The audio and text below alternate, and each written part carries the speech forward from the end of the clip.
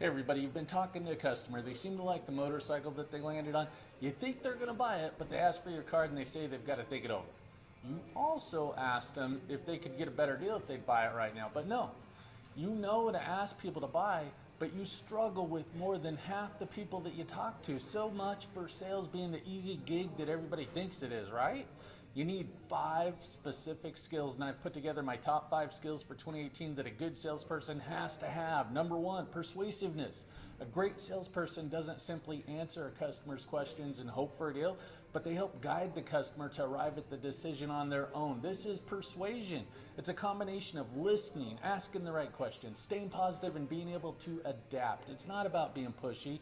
If it sounds like it's all about communication, you're right. So imagine the amount of sales that you can make if you're a master of persuasion. And it also leads to higher commissions, promotions, and just about anything else that a great salesperson could want. The good news?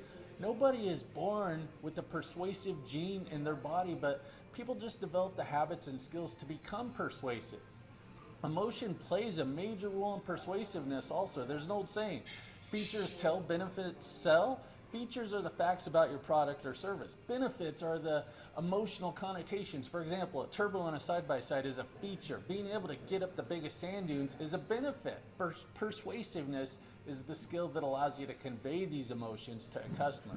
If you can make your customer feel how great it will be to own your product and how much their life will be improved when they have it, you can sell it to them. That's persuasiveness. Skill number 2. Training. Yes, training is a skill that is needed. Everybody can get training. Not everyone is willing to take advantage of the training. The manufacturers require you to take their product training, but typically it's the sales skills that they either don't offer or it gets skipped.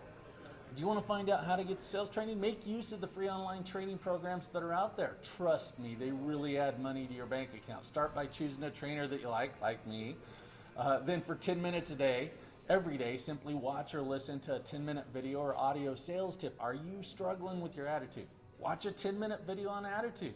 Or if you're struggling to close anybody lately, listen to a 10-minute audio on closing skills. Sales training programs help salespeople learn and or improve their selling technique skills and processes. The ultimate goal is improving the bottom line results, which is reflected in your paycheck. Salespeople who complete sales training programs will normally have an 18% higher close rate, and that can happen overnight just by 10 minutes a day.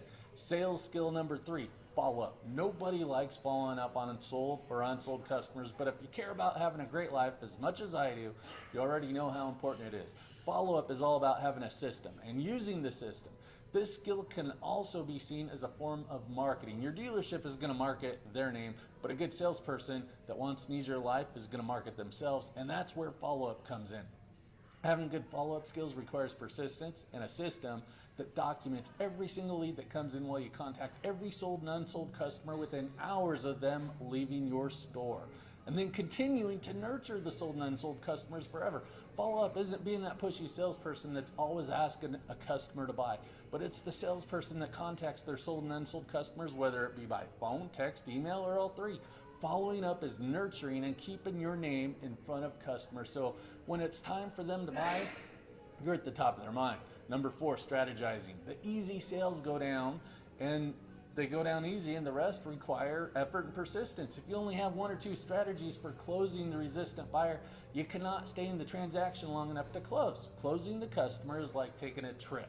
You're limited by the amount of gas that you've got in the tank, and a great closer is going to have more closing strategies than a customer has objections, more than stalls or reasons for not closing.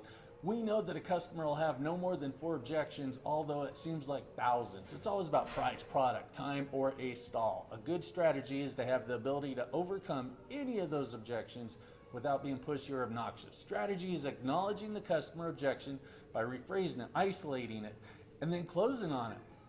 Unfortunately, the majority of salespeople only have 1 strategy, and that would be lowering the price. What's your strategy? Lower the price?